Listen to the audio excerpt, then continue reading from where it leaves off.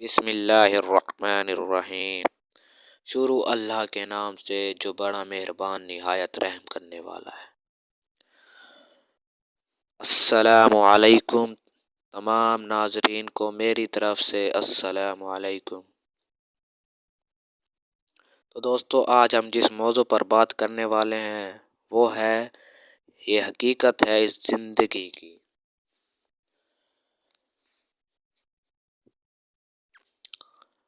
اللہ تعالیٰ فرماتے ہیں، تم لوگوں پر اللہ تعالیٰ رحم کرے اپنی غفلت سے ہوشیار ہو جاؤ، اپنی نیند سے جاگ جاؤ اس سے پہلے کہ یہ شور ہو جائے۔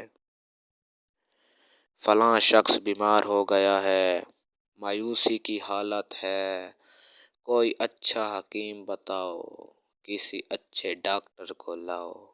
پھر تمہارے لیے حکیم اور ڈاکٹر بار بار بلائے جائیں اور زندگی کی کوئی امید نہ دلائے۔ پھر یہ آواز آنے لگے گی کہ اس نے وصیتیں شروع کر دیں، یہ لو اس کی تو زبان بھی بھاری ہو گئی، اب تو آواز بھی اچھی طرح نہیں نکلتی، اب تو وہ کسی کو پہچانتا بھی نہیں۔ لمبے لمبے سانس بھی آنے لگے، کڑا بھڑکے، چیخیں بھی جھکنے لگے۔ اس وقت تجھے آخرت کے احوال محسوس ہونے لگیں گے، لیکن زبان تتلائے گی، اب کوئی بات کہہ بھی نہیں سکتا۔ بھائی بند رشتے دار کھڑے رو رہے ہیں، کہیں بیٹا سامنے آتا ہے، بھائی سامنے آتا ہے، بیوی سامنے آتی ہے، مگر زبان کچھ نہیں بولتی۔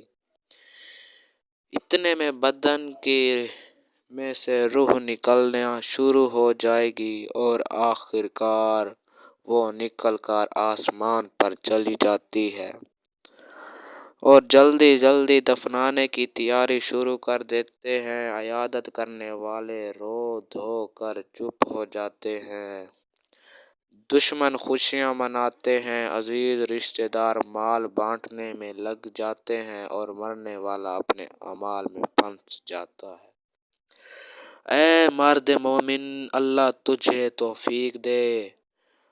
عابدوں کی طرح اگر تو بھی عبادت گزار ہوگا تو دنیا میں دشمنوں سے اور آخرت میں بھڑکتی ہوئی آگ سے محفوظ رہے گا۔ دوزخ تیری خدمت گزار ہوگی، تیری تعظیم اور تکریم کے لیے خدمت گاروں کی طرح تیرے آگے آگے چل کر تجھے راستہ بتائے گی۔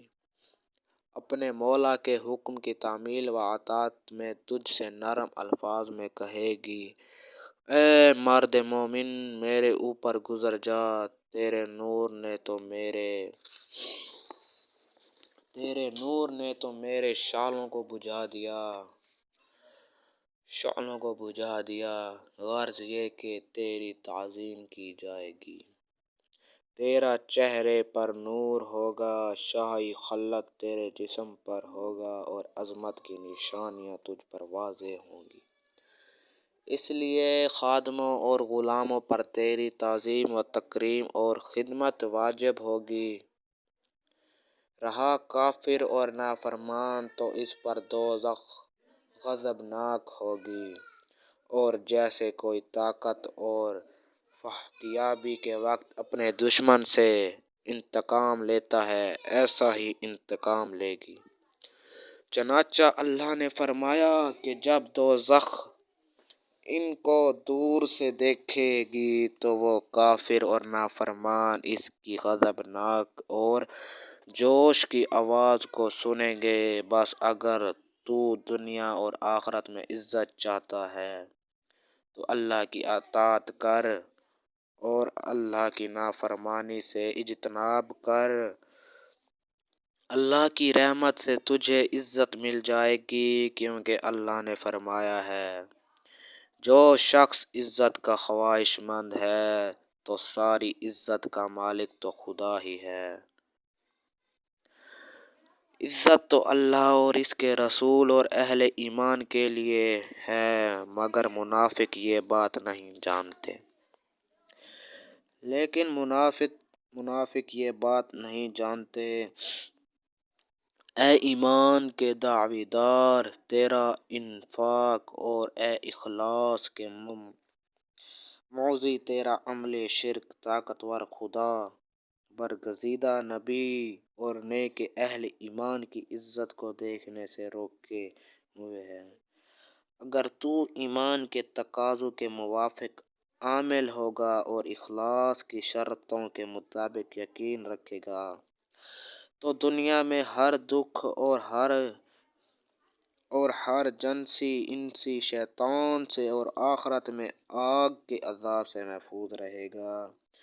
تجھے کامیاب اور تیرے دشمنوں کو ذلت نصیب ہوگی۔ اللہ نے فرمایا ہے، اگر تم اللہ کے دین کی مدد کرو گے تو اللہ تمہاری مدد کرے گا اور تمہارے پاؤں جمائے رکھے گا۔ اور دوسری آیت میں فرمایا ہے، کمزور نہ ہو اور ذلت و شفقت کے ساتھ صلح کو نہ پکارو، تم ہی غالب رہو گے، اللہ تمہارے ساتھ ہے۔ مگر غفلت کی گھٹا تیرے دل پر چھا گئی ہے، گناہوں کے زنگ کی تہیں چڑھ گئی ہیں، سیاہی اور تاریکی کی تہ پر تہ مسلط ہو گئی ہے۔ بس کیسی بڑی حسرت و ندامت ہوگی جب قیامت کے دن چھپی باتیں کھول دی جائیں گی۔ قیامت کا دن واقعی جزا سزا کا دن ہوگا، بڑی مصیبت کا دن ہوگا، کھڑکھڑانے والی اور دونوں کو ملا دینے والی حواس کا دن ہوگا، شور و شغب اور چیخ و پکار کا دن ہوگا۔ اس روز تمہاری پیشی ہوگی، تمہاری کوئی چھپی بات چھپی نہیں رہے گی۔ اس روز لوگ پریشان اور بڑا گمزدہ ہو کر قبروں سے نکلیں گے تاکہ ان کے اعمال ان کو دکھائے جائیں۔ جس نے ذرہ برابر نیکی کی ہوگی اس کو بھی دیکھ لیں گے اور جس نے ذرہ برابر بدی کی ہوگی اس کو بھی دیکھ لیں گے۔ بعض لوگوں نے کہا ہے کہ سورج کی کرن میں سوئی کی نوک کے برابر غبارہ کا جو ریزہ چمکتا دھمکتا ہے وہ ذرہ ہے۔ یہ بھی کہا گیا ہے کہ 4 ریزے رائی کے ایک دانہ کے برابر ہوتے ہیں اور باریک چھوٹی چیونٹی جو رینگتی ہوئی تقریباً دکھائی بھی نہیں دیتی، اس کو بھی ذرہ کہا گیا ہے۔ بعض نے کہا ہے کہ ایک جو کہ 1000 حصہ ذرہ ہے، کتنے ہیبتناک ہوگا وہ دن جس میں اتنے خفیف الوزن اعمال بھی تولے جائیں گے۔